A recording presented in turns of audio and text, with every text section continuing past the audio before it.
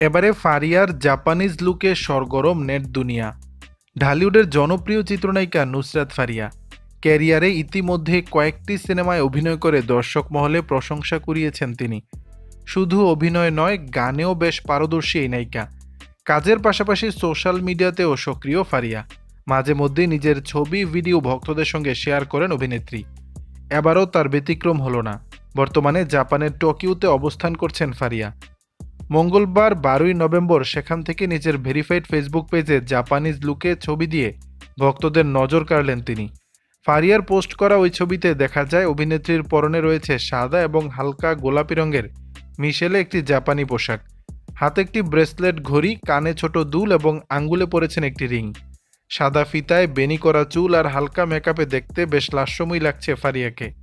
পোস্টটি করার সঙ্গে সঙ্গে মন্তব্যে ঝড় উঠেছে অভিনেত্রীর কমেন্ট বক্সে। একজন লিখেছেন দেখতে চমৎকার লাগছে, আরেকজন নেটিজেন লেখেন মাশাল্লাহ অনেক সুন্দর এবং গর্জিয়াস লাগছে।